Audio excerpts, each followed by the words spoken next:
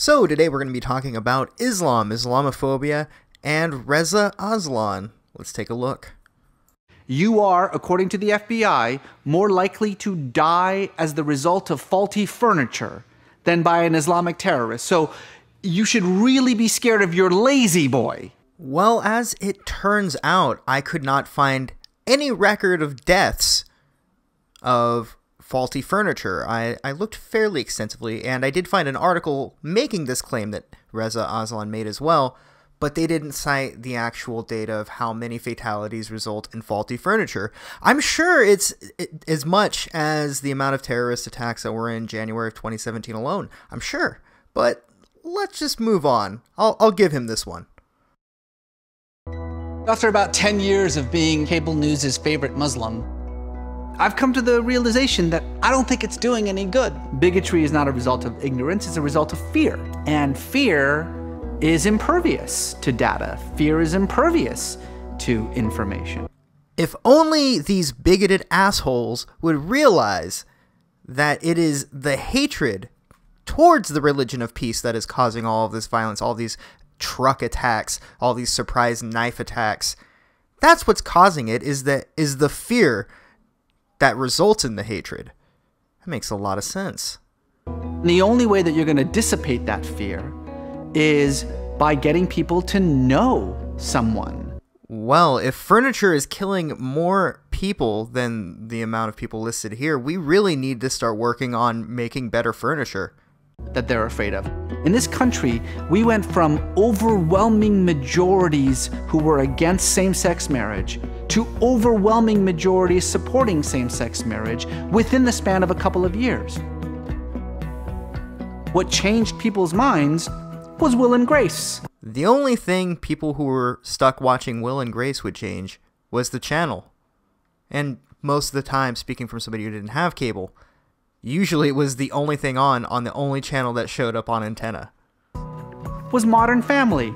Was watching people who were gay on television being, normal. Except for the fact that these gay characters in these TV shows are completely based around the stereotypes of gay people, which wouldn't that make it homophobic?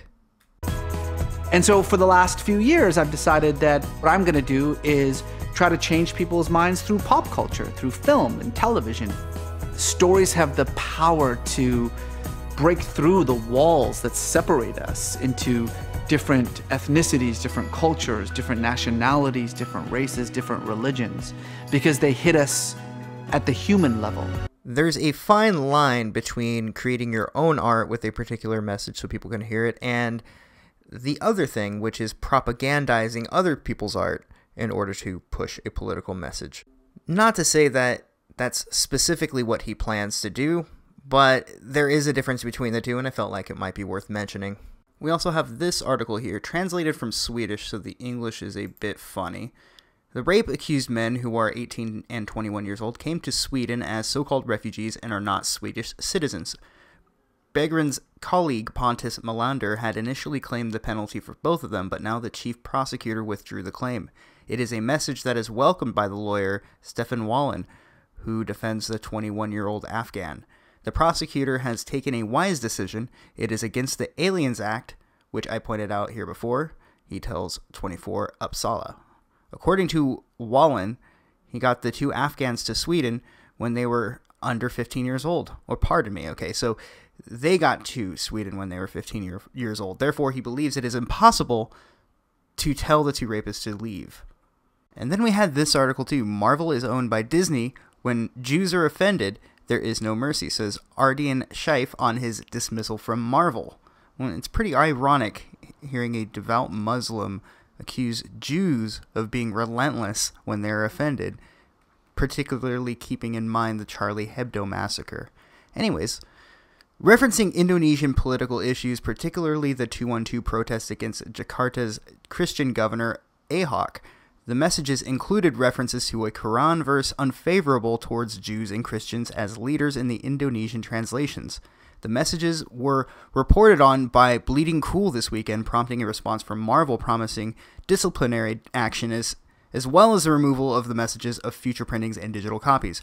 Ardian Scheif was then dismissed from the X-Men Gold comic, although the completed subsequent issues will be printed. Because of the controversy, the comic has shot up in value on the collector's market.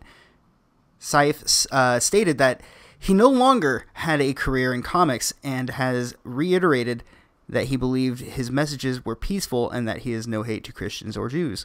However, in an interview with a local Jakarta newspaper, Jawa Pos, published today and translated by Coconuts, Ardian stated that he had tried to explain his side to Marvel, but Marvel is owned by Disney, and when Jews are offended, there is no mercy.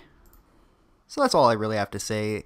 Thanks everyone for watching. I'll probably come back to this topic time and time again, I imagine, but feel free to leave your comments down below. I always like reading them, and if there's anything you'd like to see me cover, feel free to shoot me a link on Twitter or something. So, you guys have a good one.